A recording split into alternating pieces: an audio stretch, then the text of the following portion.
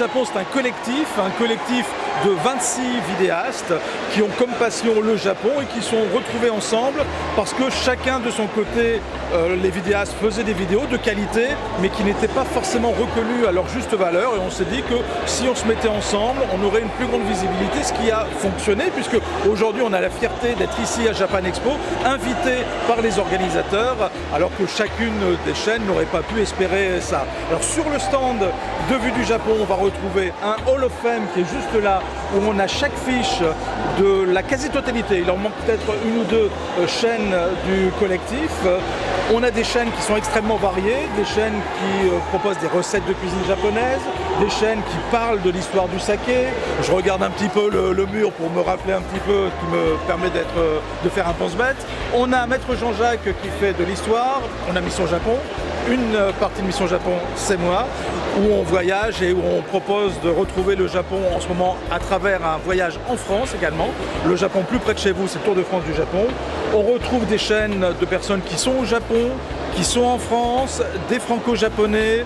On peut apprendre le japonais également en regardant nos vidéos, et toutes ces vidéos, eh bien, on peut les retrouver à la fois sur le stand, sur les petits écrans qu'on a mis à disposition des visiteurs, mais également, et ça c'est le plus important, sur le site internet vuedujapon.fr où la quasi-totalité des vidéos des vidéastes sont disponibles, entre 700 et 800 vidéos à ce jour, et avec un menu qui permet de sélectionner ce que l'on veut voir, le type de vidéo, le thème qui a été abordé, ou même pour les vidéos de voyage, l'endroit où la vidéo a été tournée, ce qui fait que si vous voulez par exemple préparer votre voyage, il vous suffit d'aller chercher un endroit que vous avez envie de visiter au Japon, vous allez au nord du Japon, vous sélectionnez une ville et vous aurez la possibilité de visionner la totalité des vidéos qui ont été tournées à cet endroit par les membres du collectif. Alors le collectif a été lancé le 14 février de l'an dernier.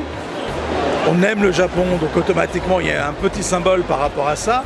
La première évanescence du collectif, ça a été ce site dont j'étais en train de parler, vuedujapon.fr, qui lui a vu le jour le 1er mai de l'année dernière. Donc ça fait un peu plus d'un an que le collectif existe. Au départ, on avait 7-8 membres et ensuite, selon les envies, les demandes, même les propositions de chaînes, on a un peu enflé les choses. Il y a certaines chaînes qui sont venues, d'autres qui sont parties. On est très rigoureux dans les chaînes qui nous demandent de venir dans le collectif parce qu'on ne veut pas faire redondance avec les chaînes qui existent déjà et qui sont déjà intégrées au collectif. Mais surtout, on est quand même très exigeant sur la qualité et la façon dont est géré le Japon. Il faut que les images appartiennent aux vidéastes, il ne faut pas que ce soit des images qui viennent à droite et à gauche. Enfin, on a toute une charte qui est d'ailleurs disponible sur demande pour ceux qui sont intéressés.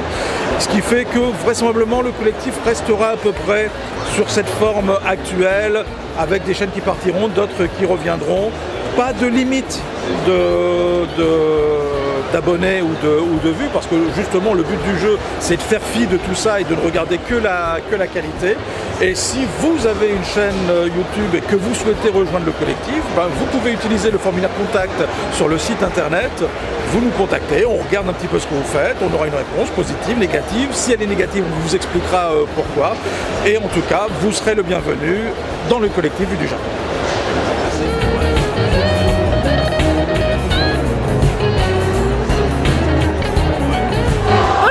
Moi c'est Audrey de Ikimasho. Sur ma chaîne vous pouvez trouver des vidéos, donc des lieux à voir, à découvrir, les activités à faire et les choses à savoir pour tout voyageur voulant découvrir le Japon. Alors Mission Japon, c'est une chaîne YouTube d'un père, c'est moi, et d'un fils, c'est Sylvain qui n'est pas là, qui sommes partis pendant un mois au Japon et qui avons décidé de filmer cette aventure. C'était un premier voyage. Aujourd'hui sur la chaîne, on retrouve également une autre série qui s'appelle le Tour de France du Japon, où on va chercher le Japon plus près de chez nous, dans différentes villes. Aujourd'hui, on peut trouver sur la chaîne Paris, 2 épisodes parce que ça le méritait, Strasbourg, Nancy, Lyon et prochainement Montpellier et Marseille. Bonjour, alors je suis Julien de la Balade de Sakura et notre chaîne vidéo présente des web documentaires et des petites vidéos qu'on appelle Moment Japon. C'est des vidéos sur des endroits, n'importe où dans le Japon, ça dure 2 minutes et ça permet de découvrir un lieu. Voilà, c'est une chaîne plutôt dédiée voyage, tourisme, pop culture. Bonjour, je suis Hugo de la chaîne Osake TV. Donc nous on présente le saké, exactement ce que c'est, son histoire, et puis on essaye de mettre ça en forme de manière un peu folle, on va dire. Donc voilà. Je tiens la chaîne de cuisine Oishi-san, donc qui parle essentiellement de cuisine et aussi de voyage au Japon. Donc, je montre les voyages, mes petits voyages au Japon. J'essaye de faire découvrir la cuisine et quelques régions.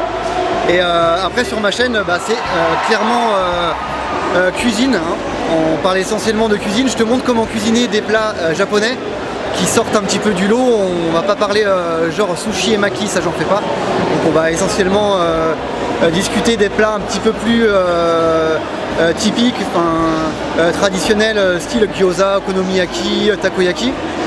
Un petit peu la base de la cuisine japonaise.